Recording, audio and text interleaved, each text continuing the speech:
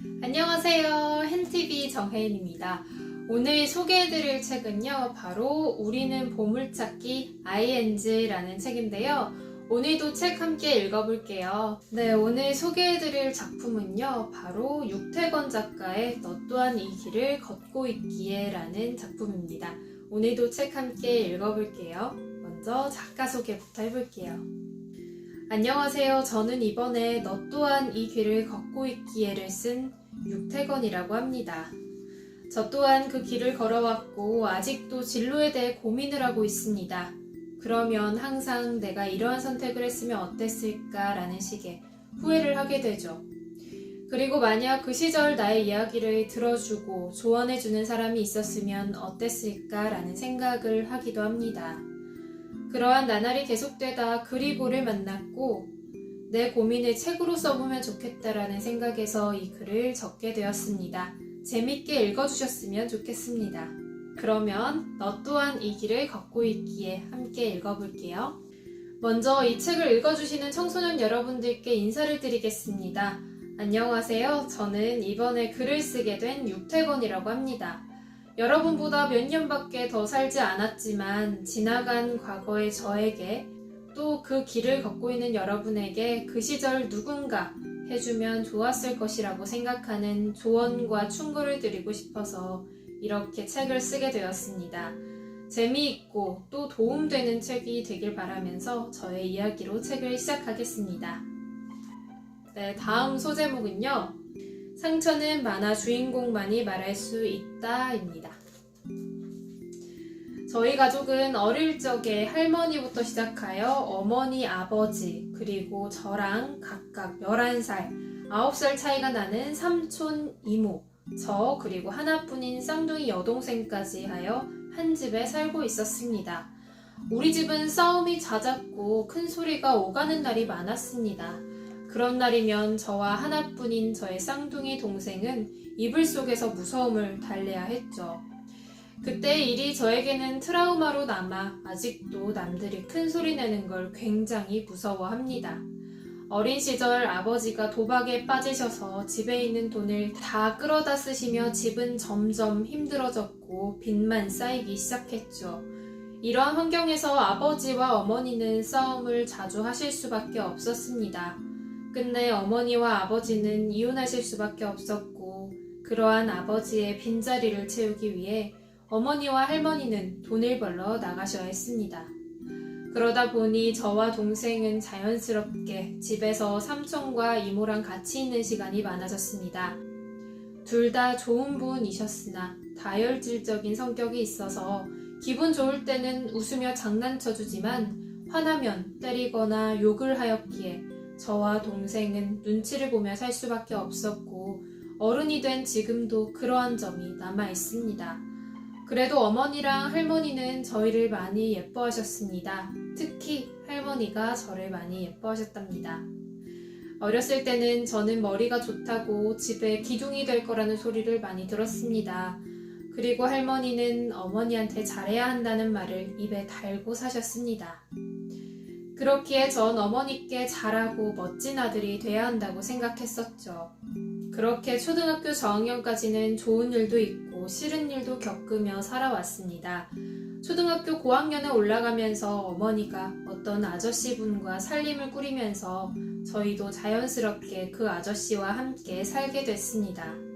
그 아저씨에게는 저랑 4살 차이 나는 형과 1살 차이 누나가 있었고 처음으로 형과 누나가 생겼으니 어린 마음에 엄청 좋아했고 이제는 눈치 보는 집안에서 나와 행복하게 살 수 있을 것 같았습니다. 하지만 이 생각은 오래가지 못했죠. 어머니는 그분과도 싸우는 일이 잦았습니다. 대개 싸움은 저희 때문이었던 걸로 기억합니다. 지금도 기억나는 일은 초등학교 4학년 때인가요? 형이 하루 종일 게임하여 게임이 하고 싶었지만 할 수 없었던 날이 있었습니다. 그날 밤에 어머니가 저에게 딱 1시간 게임을 시켜주셨습니다. 하지만 집에 들어온 아저씨가 지금 시간까지 뭐하냐고 당장 자라며 소리치셨습니다. 어머니와 아저씨는 그 일 때문에 또 싸움을 하셨죠. 저는 그 싸우는 소리를 모두 들으며 자려고 애를 써야 했습니다. 또 하나의 악몽이죠. 그때도 항상 어머니는 저희를 위해 싸우신 것 같아요. 그 아저씨도 다혈질이라 항상 갑자기 화를 내시고 저희를 때리곤 하셨죠. 그리고 형과 누나에게도 많이 맞았던 걸로 기억해요.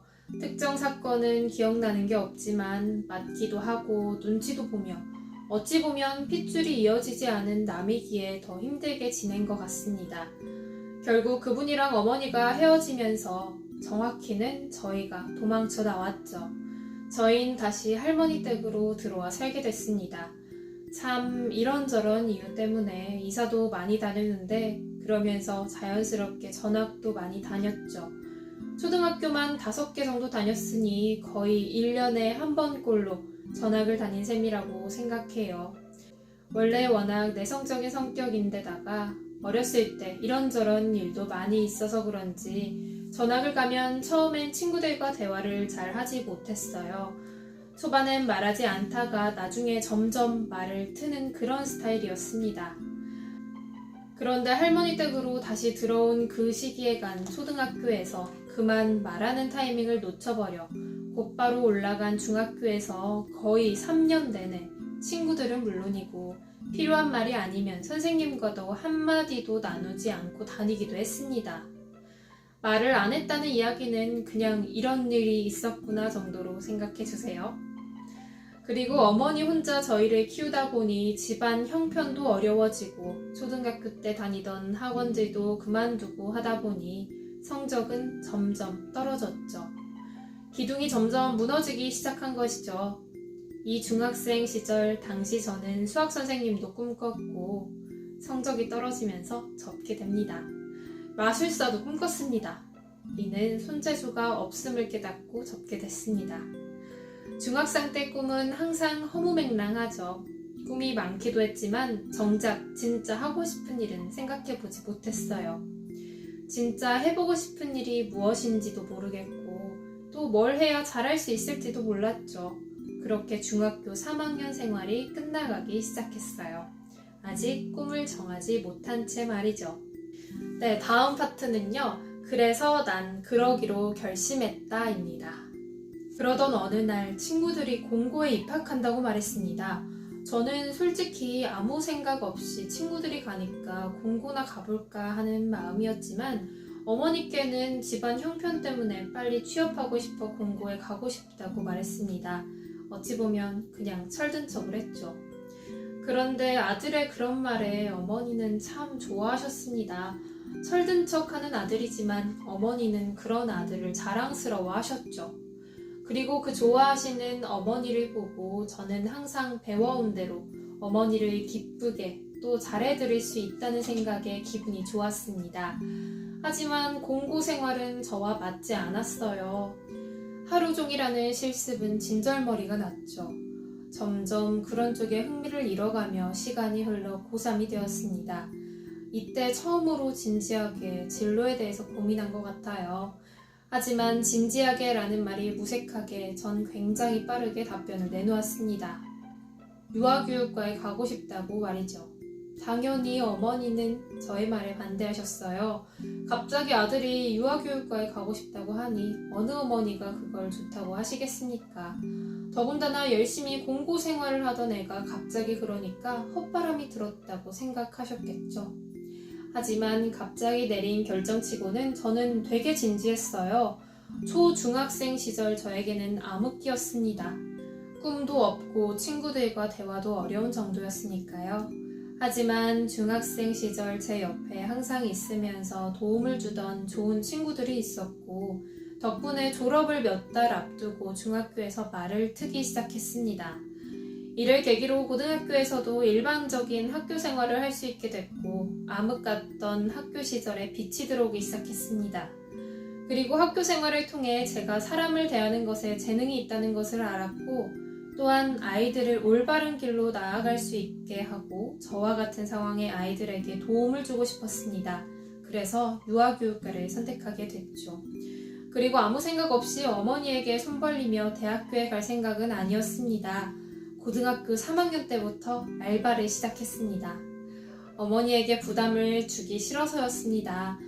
그렇기에 대학에 가서 용돈벌이도 하고 어느 정도 학비에 보탬이 되어가며 대학을 다닐 생각을 했습니다. 하지만 그 당시 마음이 너무 앞서 진지하게 의견을 설명하지 못했습니다. 어머니한테는 당연히 거절당했어요. 전 어쩔 수 없이 취업을 준비하게 됩니다. 그리고 공고의 특성상 쉽게 취업을 할 수 있었습니다. 요즘 일학습 병행제라고 해서 일을 하며 공부하는 게 트렌드처럼 자리매김했죠. 제가 학생 때도 그런 말이 많았어요. 아니면 선취업, 후진학이라는 제도도요. 하지만 실상 나가본 현장은 제가 상상하는 것과는 달랐습니다. 대학 유무에 따른 차별, 남자 같은 경우 군필과 미필의 차별 등이 존재한다는 걸 취업하고서야 느꼈죠. 그래서 전 우리나라는 역시 허울 좋은 말로 고등 취업이 좋다고는 하지만 역시 대학을 나와야 하는구나 라는 생각을 강하게 받았어요. 제 주변에서도 일하면서 야간 대학을 다니시는 분들이 많긴 하지만 그 당시 저는 그런 차별을 당하기도 싫고 또래들 학교 다닐 때 나도 다니고 싶다라는 생각을 했기에 다니던 회사를 그만두고 학교에 들어가기로 마음먹었죠. 그때까지도 유아교육과나 사회복지과 등을 정말 가고 싶다는 생각을 많이 했습니다. 하지만 어려서부터 교육받아온 어머니한테 잘해야 된다는 저에게는 큰 족쇄였습니다. 전 어머니를 실망시키지 않으려 어머니가 추천하신 공대에 진학하게 되죠. 네, 오늘은 여기까지 이야기 들려드릴게요. 네, 그 다음 소제목은요. 내가 지금 와서 후회하는 것, 느낀 것이라는 제목을 가지고 있고요.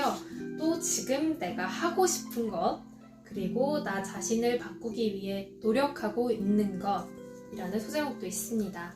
그리고 나만의 철학, 일을 왜 하는 것인가 라는 소제목으로도 이야기가 진행이 되고요. 네, 다음 파트는 너 또한 이 길을 걷고 있기에 라는 소제목으로 이야기가 진행되고 마지막은 마치며로 이야기가 마무리가 됩니다. 네, 오늘은 너 또한 이 길을 걷고 있기에 라는 작품 소개해 드렸는데요. 벌써 우리는 보물찾기 ing라는 작품의 마지막 작품이었어요. 담담하게 본인의 경험담을 써낸 작품이었는데요.